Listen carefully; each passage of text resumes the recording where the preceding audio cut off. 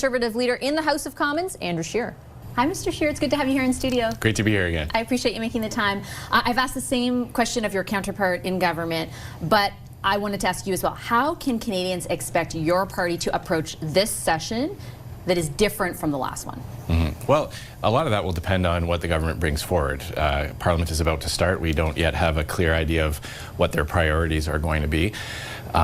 There's some really easy stuff, though, that they can do that would get the approval of the House of Commons. That would be to undo the terrible Liberal policies from the previous Parliament.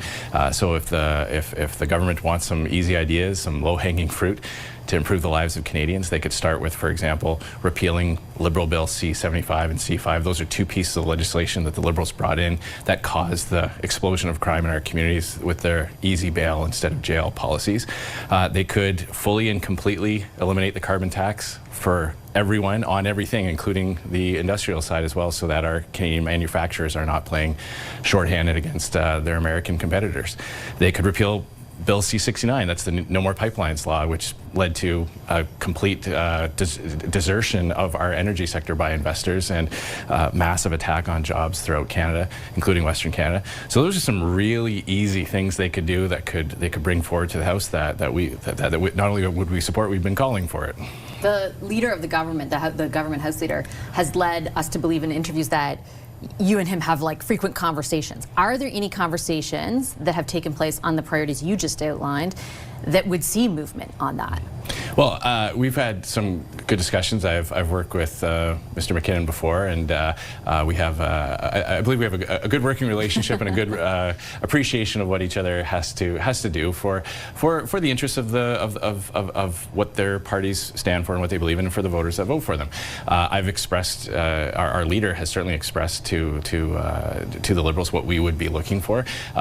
Pierre Poilievre has suggested that what the Liberals should do is steal more of our ideas. It was the Liberals basically had to spend a bunch of time during the campaigning against their own record and promising to Canadians that they won't do more of the things that caused the explosion in housing prices and rent prices, the devaluing of workers' paycheck with their inflationary deficits. They had to campaign against their signature economic and environmental policy on the carbon tax. So we hope they steal more of our ideas, because that's what conservative ideas are what will improve the quality of life for all Canadians. Is there, and I understand it's going to depend on the substance of everything that they do, but is there a willingness on your party's part on those matters that you just laid out? Because some of what you mentioned, like C-69, for example, or even in addition the emissions cap, are things the Prime Minister is now signaling he is open to reversing. Like, is that something Canadians can expect if, on principle, not the substance, because we haven't seen any of that yet, the Conservatives will not just oppose for the sake of opposing? And I think of the example of dental care, for example, which your party was very opposed to while you were in opposition in the last session. And then during the election, your policy was that people who had it could keep it, right? So like to reconcile that, are you able to say, there will be a different posture in principle to Canadians watching now? Well, we are going to give the Liberals an opportunity to bring forward their agendas, and then we'll make those decisions as we see it. When we see the legislative priority that they unveil, we'll scrutinize it. That's our job. Our job is not to rubber stamp things before they're even introduced in the House. Our job is to ruthlessly, on behalf of taxpayers and Canadians, go through everything line by line and then make a decision.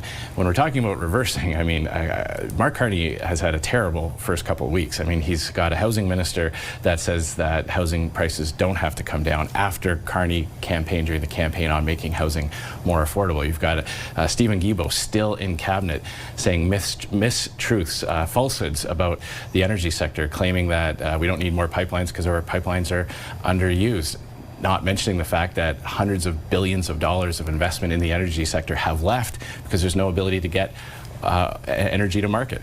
So we have to wait and see what Mark Carney actually lands on, because so far he's been on both sides of a few key issues. Yeah, I think that's a fair point. I think, and I certainly didn't mean to imply rather that the opposition's job was not to oppose, but I think the message from Canadians, and you have acknowledged this in other press conferences, and so has Mr. Poilievre, the message from Canadians, I think, is in the face of a crisis when there are places that we can work together, perhaps like this is the time, if any, to look and seek out those places. And my example of dental care was like, I can remember on multiple occasions your party vehemently saying it was a terrible thing and a terrible idea, and then the fact that it was in your platform as something you would keep for the people who still had it is difficult to reconcile.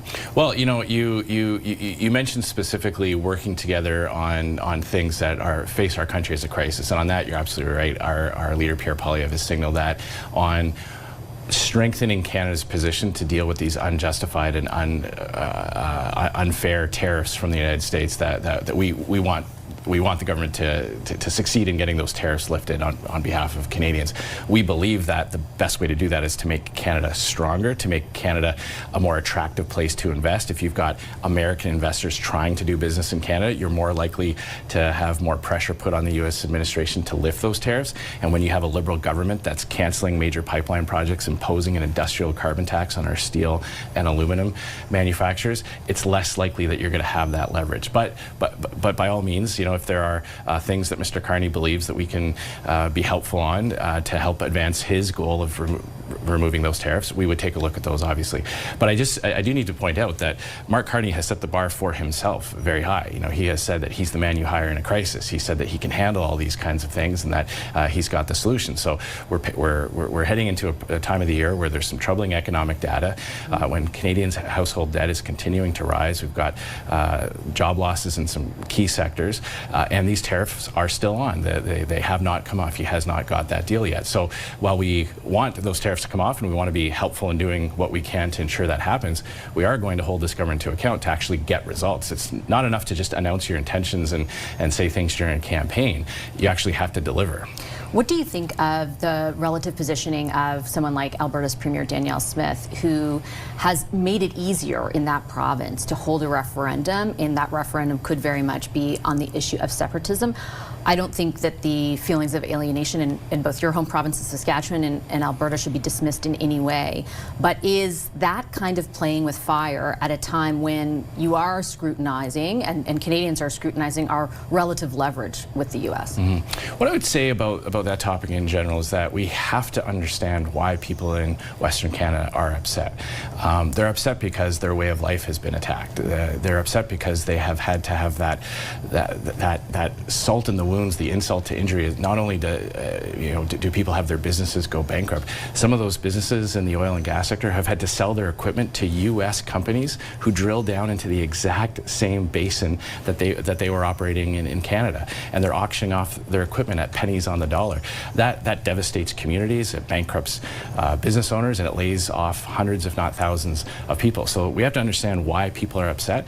I believe that the best course of action to preserve national unity is to have a conservative government that allows every region in this country to excel at what they do best, to grow their industries, to be prosperous and successful in a united Canada. I believe conservative solutions will get us there and keep our country united. But right now the Conservatives aren't in government, right? And they are well represented in your party is well represented in those two provinces.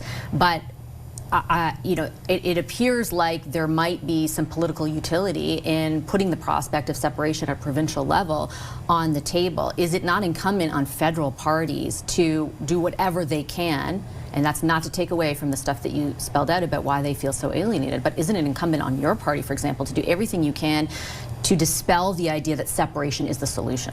Well, I think it's incumbent on Canadians to work towards that united Canada. That's certainly what our party is going to do. I believe the quickest and best way to resolve these issues is to repeal those Liberal bills that cause the economic damage that is leading to the alienation. And that's how we're going to preserve that unity. We're going to fight for Canadian unity by fighting against those Liberal policies that cause so much damage, not just to Western Canada, by the way. There's a lot of manufacturing jobs in Ontario that depend on heavy equipment purchases in Alberta, in Saskatchewan. There are lots of people in Ontario and Quebec who don't want to import oil from the United States or from countries around the world with completely different value sets, with governments that don't align with Canada on anything from human rights to foreign affairs. So there's a lot of goodwill. It's not just a Western Canadian issue.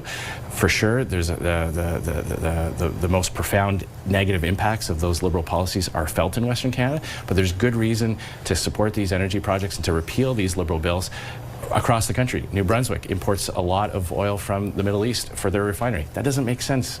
Is the Premier wrong, though, to make it easier to hold a referendum on the issue? I mean, oil production has increased. It was at record levels last year. Well, we saw periods of time in Canada where where energy companies had to sell their product at a loss just to get it transported. That's in recent memory. We saw tens of billions of dollars of investment withdrawn. We had big mining projects like Tech Frontier canceled, all because of Liberal legislation. So again, I believe the best way to address this from the federal level, I'm a federal politician, I represent Saskatchewan in the House of Commons, the best thing I can do to address those issues in Western Canada is to do everything I can in the House of Commons to repeal those Liberal policies. Can you do both at the same time? Can you condemn the use of a referendum and making it easier? Because you're choosing not to. I can absolutely advocate for a united Canada. I can absolutely encourage people in Western Canada to work with us in the Conservative Party to get those bad Liberal bills repealed. I think that, again, I think that is the best way to arrive at the destination of a united Canada. We don't have a problem in Western Canada with people in other parts of the country because there are vast differences in them. We just see right now a federal government that is damaging our way of life, damaging our ability to be prosperous. And once we alleviate that, I believe once we can repeal those bills, if we can convince the Liberal government to do that, I believe we're going to see a lot of that Western alienation naturally dissipate. But you don't want to say a referendum is the wrong path? Well, I mean, I'll leave it to provincial premiers to handle what's going on in their province. I'm not a resident of Alberta. I don't, I'm a resident of Saskatchewan. That's not something that our premier's been talking about. But I can certainly advocate for United Canada. I believe that everybody in Alberta or Saskatchewan, BC for that matter, should reflect on getting rid of those Liberal bills as the easiest and quickest way to allow our provinces to grow and be prosperous, and also to recognize that there are people in other parts of the country, people in other provinces that are aligned with us on this issue, that want to see our energy sector succeed both in their own regions and because their industries benefit from that growth in the energy sector. Okay, I'll leave it there. Thanks, Mr. Chair. Appreciate it.